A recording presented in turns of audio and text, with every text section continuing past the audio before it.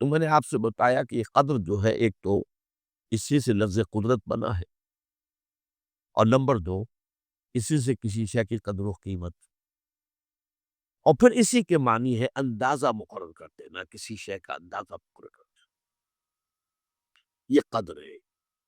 اللہ نے ہر چیز کا ایک اندازہ مقرر کر دیا ہے، اور قدر مقادیر مشکوٰۃ شریف میں ایک پورا باب ہے، ایمان بالقدر کا عنوان ہے صحیح معنی کی۔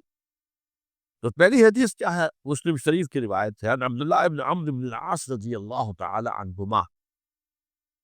حضرت عمرو بن العاص جو بڑے سرداران قریش میں سے تھے، بڑے سیاستدان تھے، اور بڑے بہادر انسان بھی تھے، ان کے بیٹے ہیں عبداللہ۔ اور بڑی دلچسپی کی بات یہ ہے کہ باپ اور بیٹے کے مزاج میں بود المشرق تھا۔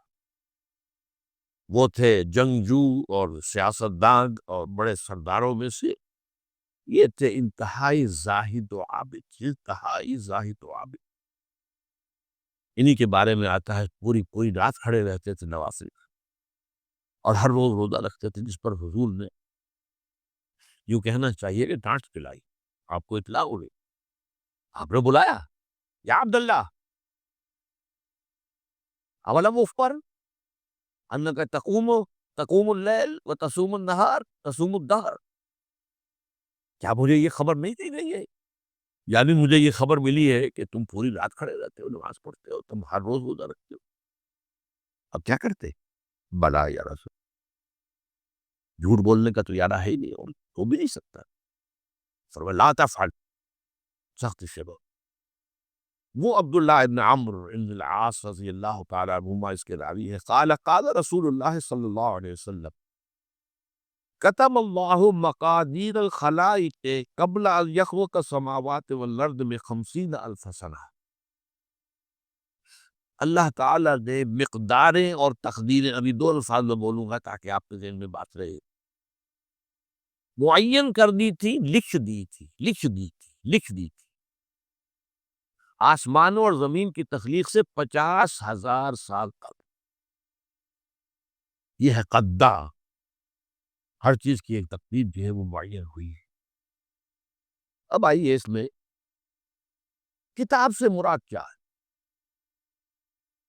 جو آیت میں نے دوسرے نمبر پر پڑھی آج، سورہ حدید کی آیت، ما اصاب من مصیبت فی الارض ولا فی انفسکم الا فی کتاب من قبل ان نبرأ۔ کتاب سے مراد کیا؟ نہیں پڑتی تم پر کوئی مصیبت، کوئی تکلیف، نہ زمین میں نہ تمہاری جانوں میں۔ زمین میں سیلاب کا آ جانا، زلزلے کا آ جانا، کوئی اور اس طرح کی عمومی ہلاکت کا آ جانا، عمومی تکلیف کا آ جانا۔ تمہاری جان میں اچانک جو ہے تشخیص ہو گیا کینسر ہے، اچھے بنے تھے، ٹھیک ٹھاک چل رہے تھے، کوئی معمولی سی تکلیف ہوئی، انویسٹیگیشن کیا تو معلوم ہوا تو کینسر ہے، اور وہ کافی بڑھ چکا ہے۔ لیکن جو شے بھی آتی ہے، چاہے تمہاری جان پر آئے چاہے زمین پر آئے، وہ ایک کتاب میں لکھی ہوئی موجود ہے، اس سے پہلے کہ ہم اسے ظاہر۔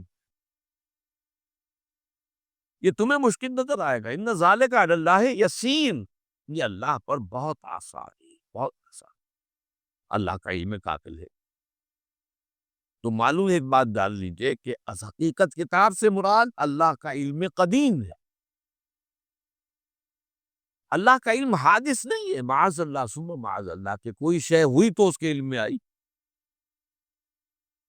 یہ ہمارے ہاں بعض گمراہ فرقوں کا عقیدہ ہے، اسے بدع کہتے، کہ اللہ کے علم میں بدع بھی ہے، یعنی کسی واقعے کے ظہور کے بعد اس پر کسی شے کا منکشف ہونا، معاذ اللہ ثم معاذ اللہ۔ یہ شان خداوندی سے بہت بڑی ہے،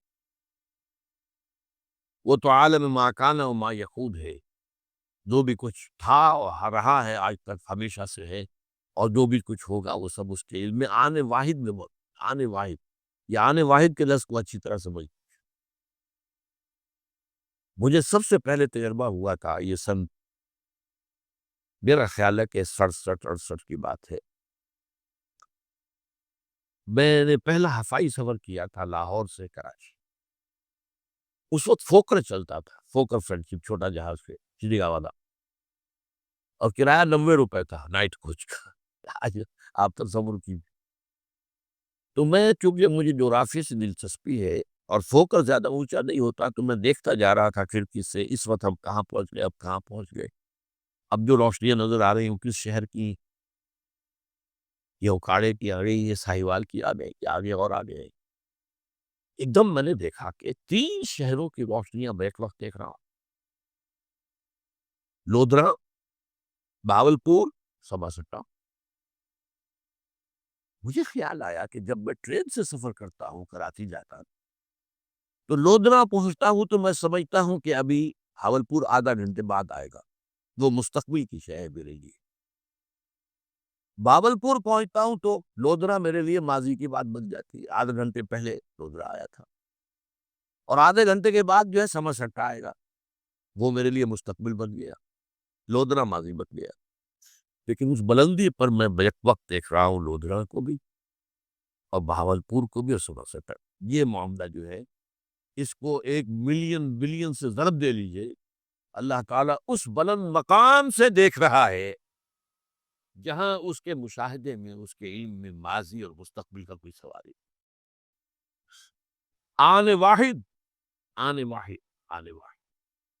تو یہ در حقیقت کتاب جسے کہا گیا قرآن مجید میں بار بار بہت جگہوں پر آیا، تو یہ کتاب جو ہے در حقیقت اللہ تعالیٰ کا علم قدیم، اس میں سب کچھ موجود ہے، ہمیشہ سے موجود ہے، لکھا ہوا موجود ہے، اور کوئی غلط نہیں ہو سکتا۔ آگے چل کر گفتگو ہوگی اصل میں بعد میں کہ تقدیر کے جو عام عقیدے میں ہم تقدیر کہتے ہیں، اس کے 2 پہلو ہیں۔ ایک پہلو ہے ما اصاب علی الانسان، جو کچھ انسان پر آتا ہے مصیبت، جیسے ابھی آیت میں نے پڑھی ما اصاب من مصیبت فی الارض ولا فی انفسکم۔ ہم ہر وقت صدمے ہیں، کوئی تکلیف آ گئی، کوئی مصیبت آ گئی، کوئی بیماری آ گئی، کوئی حادثہ ہو گیا، کوئی بچہ فوت ہو گیا، کوئی عزیز جو ہے وہ فوت ہو گیا، یہ ہر وقت حوادث ہے۔ تو جو بھی کچھ پیش آتا ہے وہ علم خداوندی میں ہمیشہ سے تھا۔ یہی وجہ ہے کہ ایک اور حدیث ہے، ابن الدیلمی، لمبی حدیث ہے وہ، لیکن اس کے اندر جو آخری ٹکڑا ہے وَتَعْلَمَ، یعنی انسان کے نجات کے لیے لازم ہے کہ یہ بات بھی تم جان لو انما اصابک لم یکن لیخطئک وانما اخطأک لم یکن لیصیبک ولو مت علی غیر ھذا، اگر تم اس کے سوا کسی صورت پر ہوگے تو جہنم میں داخل ہو جاؤ گے، تو دخل کرنا۔ یہ جان لو کہ جو چیز تم پر آئی وہ آنی ہی آنی تھی۔ دیکھیے ہوتا کیا ہے، کاش کہ میں اگر یوں کر لیتا تو یہ نہ ہوتا، بس یہی ایمان بالقدر کے منافی ہے۔ جو ہوا ہے وہ اللہ تعالیٰ کے ہاں تو پہلے سے طے تھا، ہونا ہی تھا۔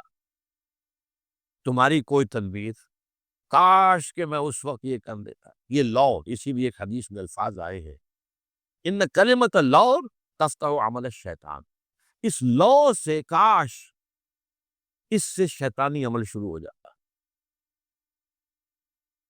کاش کہ یہ ہو جاتا، کاش میں یہ نہ کرتا، کاش کہ ہو جاتا، تو یہ نہیں۔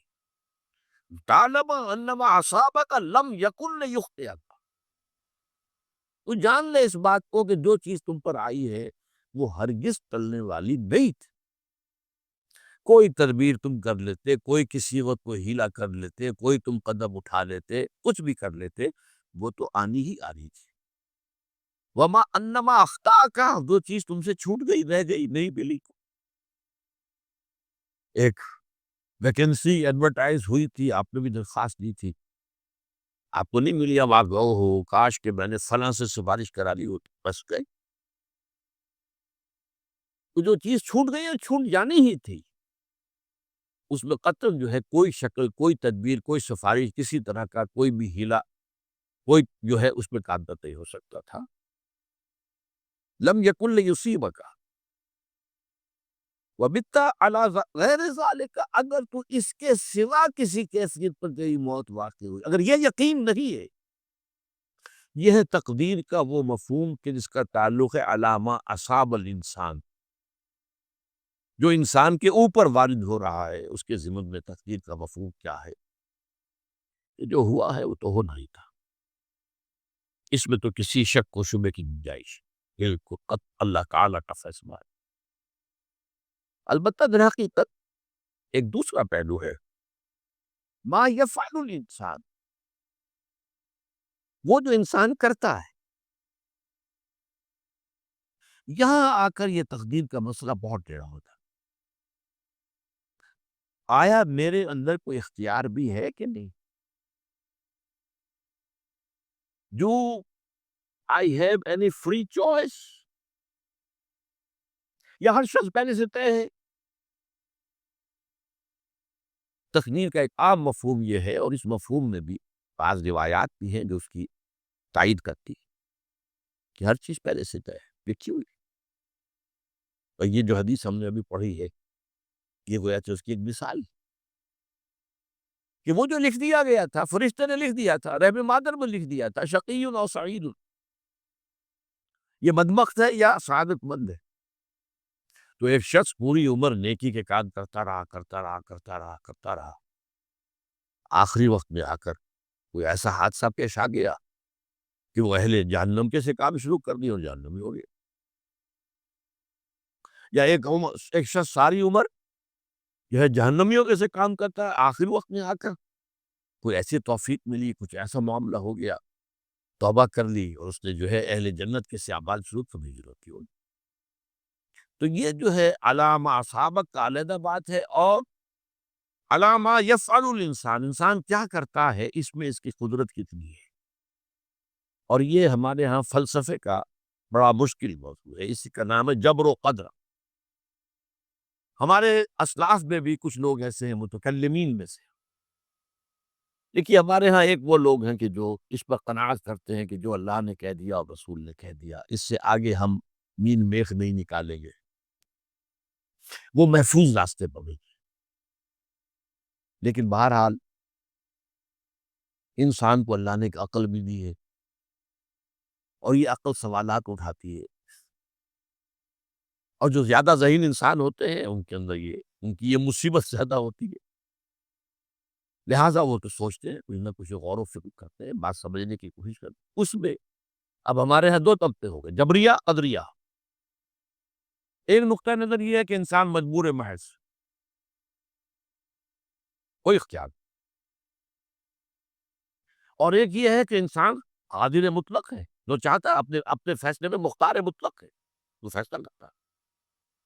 انہیں قدریہ کہتے ہیں۔ تو جبریہ اور قدریہ ان کی بحثیں ہمارے یہاں، یہ وہی تقدیر کا مسئلہ جو میں نے کہا تھا، بحثوں میں آ کر انہیں آج تک حل نہیں ہوا، حل ہو سکتا ہی نہیں۔ اب اس کے ضمن میں علامہ اقبال کا ایک شعر آپ کو سناتا ہوں، وہ بہت اچھا لگتا ہے، بہت خوبصورت لگتا ہے شعر ہونے کے اعتبار سے۔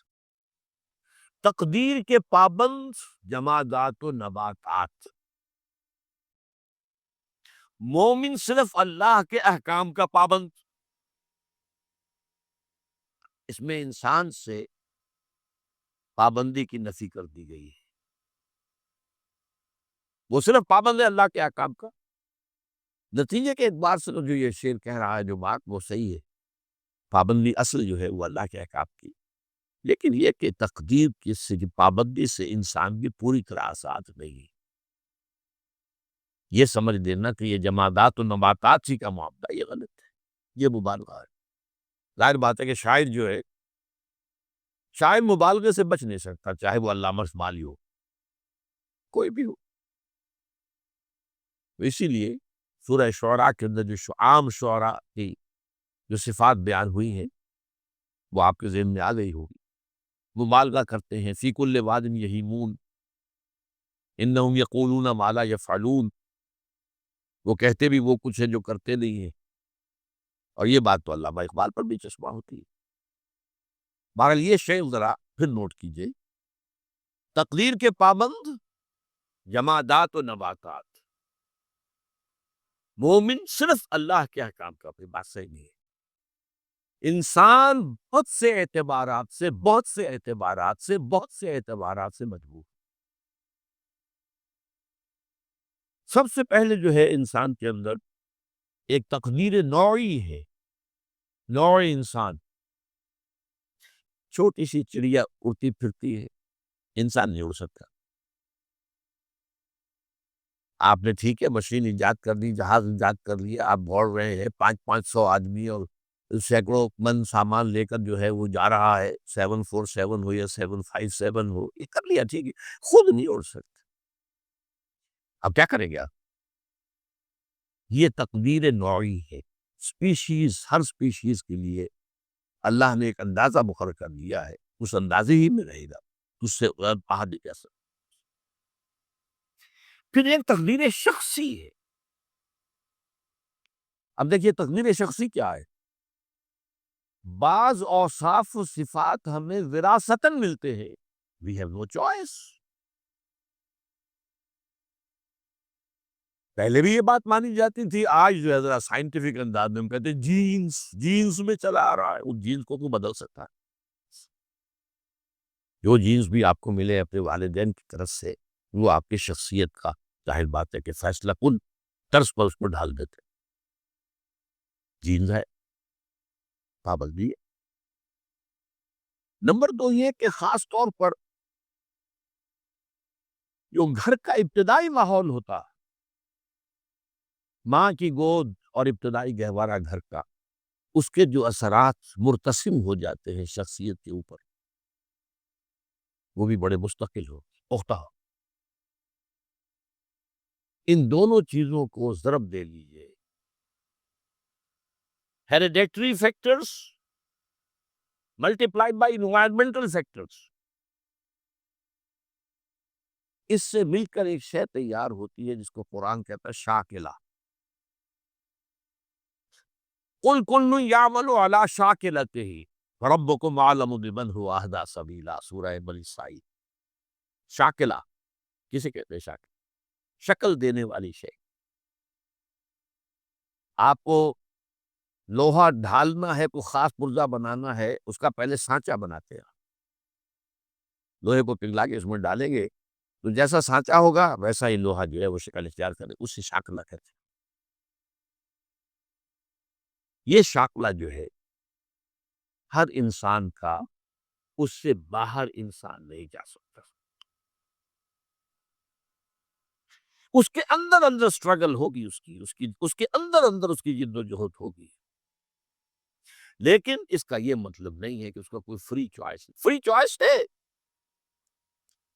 لیکن وہ فری چوائس انہی حدود کے اندر کام کرے گا، اس سے باہر نہ۔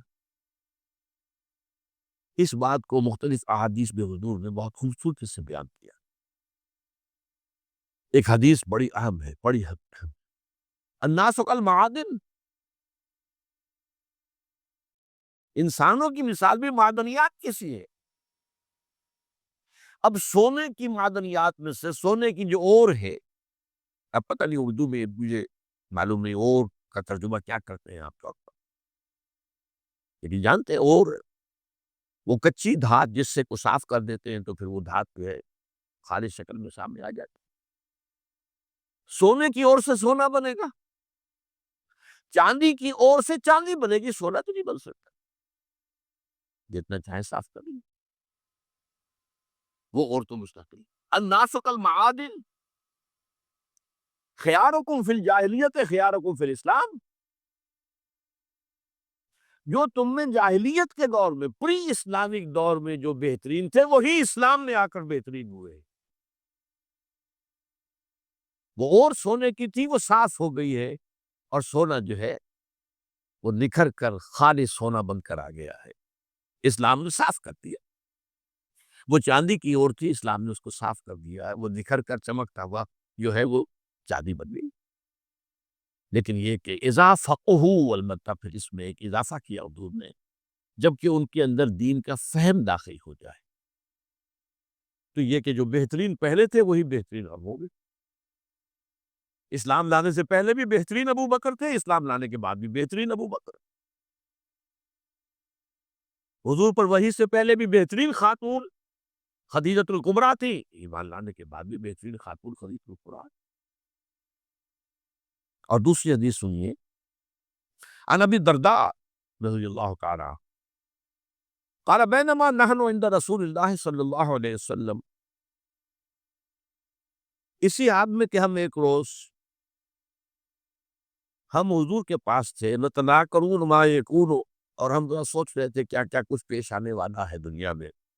اس قال رسول اللہ صلی اللہ علیہ وسلم، جبکہ حضور نے ہم سے ایک بات کہی، بڑی غور سے سنیے، اذا سمعتم بجبل انزال عن مکانہ فصدقوہ، اگر تم یہ سنو کہ کوئی پہاڑ اپنی جگہ سے ٹل گیا تو مان لینا۔